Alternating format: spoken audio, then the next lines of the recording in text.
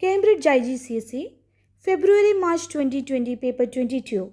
Solutions for question 21 to 25. Question 21. A teacher shows his class a polystyrene cup. The cup is made from thick plastic with lots of tiny air bubbles in it. He asks the class why the cup is so good at keeping a hot drink warm. Three suggestions are made. Suggestion 1. It contains air which is a poor thermal conductor. Suggestion 2. The air is trapped in a tiny bubble so very little convection is possible. Suggestion 3. The plastic is a poor thermal conductor. Which suggestions are correct? So the glass is made with a thick plastic and it has lots of tiny air bubbles in it. Let's check the suggestions. First one, it contains air which is a poor thermal conductor. That is correct because air is a poor thermal conductor. Second one, the air is trapped in tiny bubbles so very little convection is possible. Yes, because it's mentioned in the question lots of tiny air bubbles. So definitely it will contain air as we discussed already in suggestion 1. Air is a poor thermal conductor. So suggestion 2 is also correct. Suggestion 3. The plastic is a poor thermal conductor. Yes, that is also correct. Hence, 3 suggestions are correct. So, the correct option will be option D. 1, 2 and 3 are correct. Question 22. A boy jumps into an indoor swimming pool. He notices that the water appears to get colder as he goes deeper underwater. This is due to convection. Which statement is correct? So one of the important thing you need to know about convection is for cold water, the water particles are having less energy as they have less heat, so that they will have less energy. Therefore, they will not vibrate much, or the movement of the particles will be very less. So that the particles of water, cold water, will be very much close to each other, or the space between them will be very less. But for a warm water, the particles will have very high heat energy since it is warm. So they will start to vibrate each other so that the space between them will increase.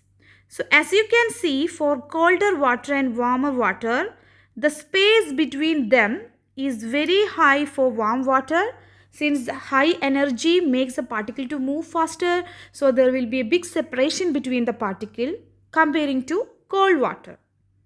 Now let's check the density of cold and warm water. As you can see in this space, the number of particles are more for a cold water. The density will be higher. But when you check for a warmer water in the given space, in the same space or in the same volume, the number of particles are less because there is so much space between the particle. So that the density for a warmer water will be always lesser. Now we can think in the swimming pool, the cold water, they are more denser. We have already seen the reason. Because of this, the denser water particle will sink to the bottom of the pool. Whereas the warm water are having less density, so it rises to the surface of the pool. This is what happened. Now you can check which reason is correct. As the water appears to get colder as he goes deeper underwater. So the options A says cold water is more dense than the warm water, so it sinks to the bottom of the pool. And that is correct, which we have seen. Question 23. 4 students A, B, C and D investigate the diffraction of water waves through a gap. Each student uses a different gap size and a different wavelength for the water waves. Which student produces the waves which have the most diffraction?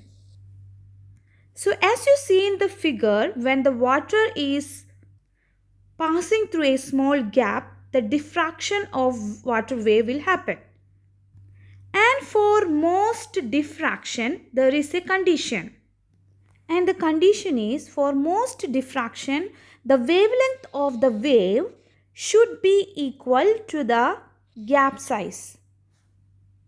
So now we can check in which option the wavelength of the wave is equal or almost equal to the gap size. There is no option in which the gap size and wavelength are exactly equal.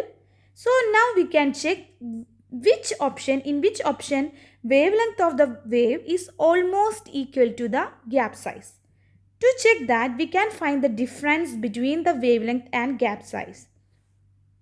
So for option A, when you find the difference between gap size and wavelength, you will get 0.2 centimeter difference. And when you check for option B, the difference, you can see there is a 0.9 centimeter difference. And for option C, there is a 2 centimeter difference between the gap size and the wavelength. And for option D, the difference is 4.1 centimeter.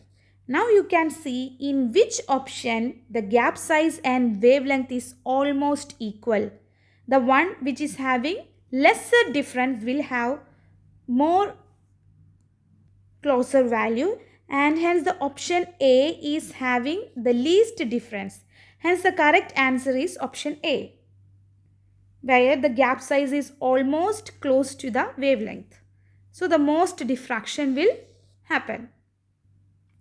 Question 24. The diagram shows examples of wave motion. Which waves are longitudinal? So in option A, you can see that, in the first figure, you can see it's a ripple tank. So it's a water wave, and water wave is an example of transverse wave, because where the water particles are moving either upward or downward, but the propagation of wave is perpendicular to the movement of water particle. So this is an example, water wave is an example of transverse wave.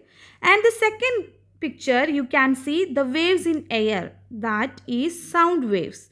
And in sound waves, the waves are, or the energy of sound is moving due to the vibration of air particles, and the air particles are moving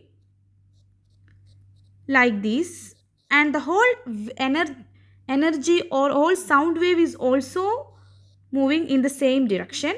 So here the sound waves and even the particles are moving parallel to each other, so they are longitudinal. There is an example, the sound wave is an example of longitudinal waves.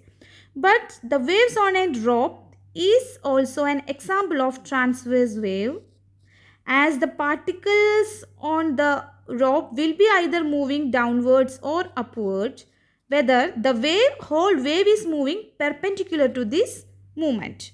So that is also example of transverse wave. But the third waves on the spring, as you can see, they are keep moving in this direction, and the wave itself moving parallel to this direction. So waves in a spring is also an example of longitudinal. So here the wave in air, that is a sound wave in picture 2, and waves in a spring, that is in picture 4, both are longitudinal waves. So which waves are longitudinal? As we already seen, 2 and 4 only. So the correct answer is option D. Question 25. Which diagram shows how the light from a candle is reflected by a mirror and shows the position of the image formed? So the image formed in a plane mirror will be exactly equal distance behind the mirror. So here it is wrong, because the image of the candle is supposed to be here, but it is not here in the option. So option C is wrong. Likewise, option D is also wrong. So about the position of the image, option A and option B is correctly showing the position of image. Next one, as you can see, the angle of reflection, angle of incidence must be equal to angle of reflection. But here the angle of incidence is this much, but the angle of reflection is 0 because the reflected ray is passing through the normal. So the option B is also wrong because here the angle of incidence is not equal to angle of reflection. But actually the angle of incidence should be equal to angle of reflection. Hence the option A is only correct. Thank you for watching my video and please subscribe my channel. Thank you.